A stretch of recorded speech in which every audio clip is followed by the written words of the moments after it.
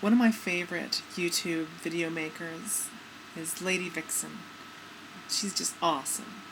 And yesterday or so, she made a video about how she lost her relationship, how she lost her significant other through her transition.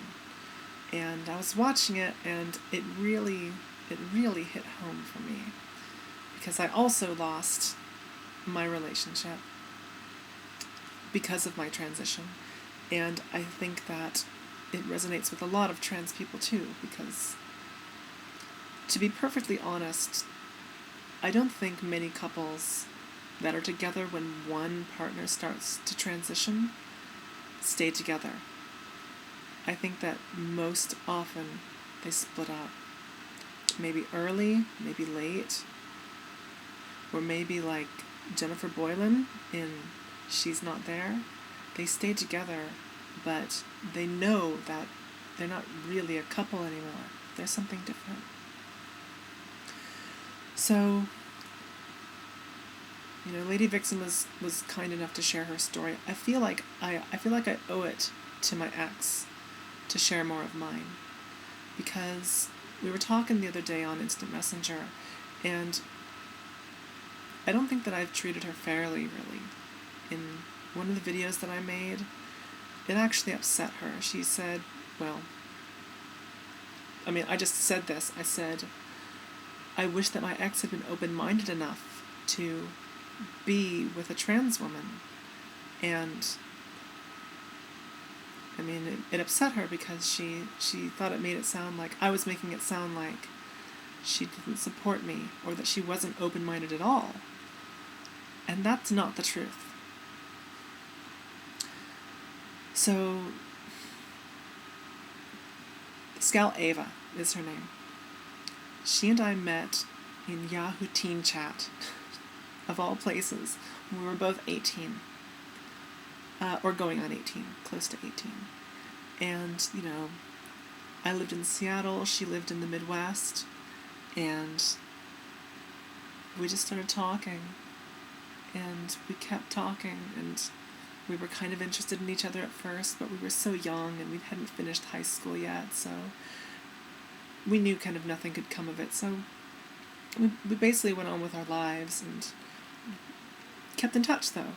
And she was so good at calling me about every month, just to see how I was.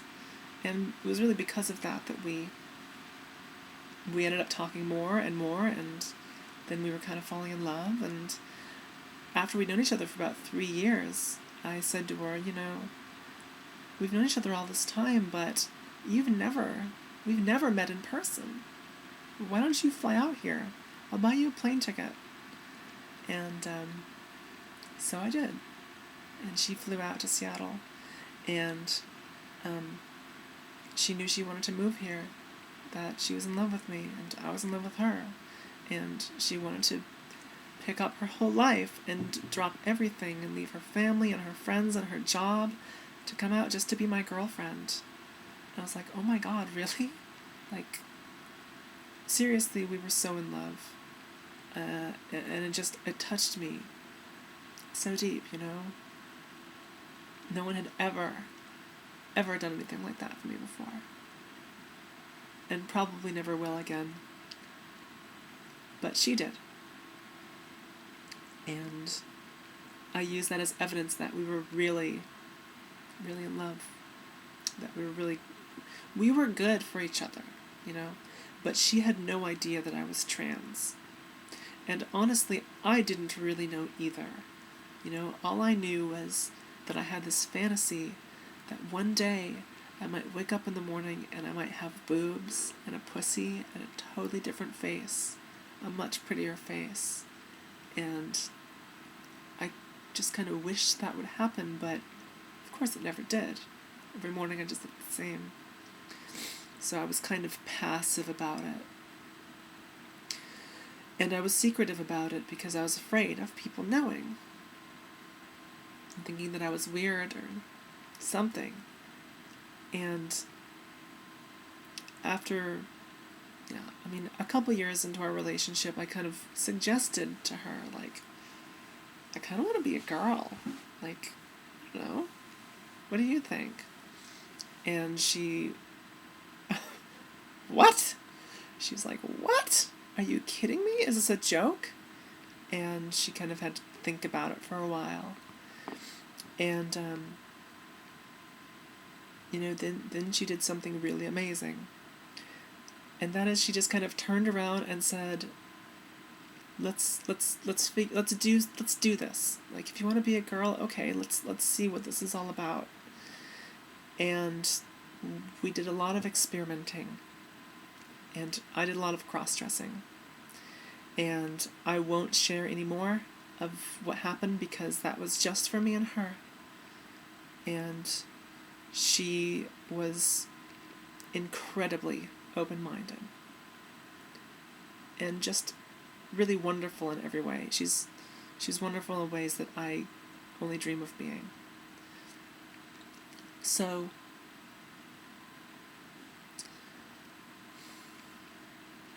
before too long, I kind of realized that, this isn't enough for me. And it was kind of subconscious, but I kind of felt the need, I was very strongly feeling the need to actually have a woman's body.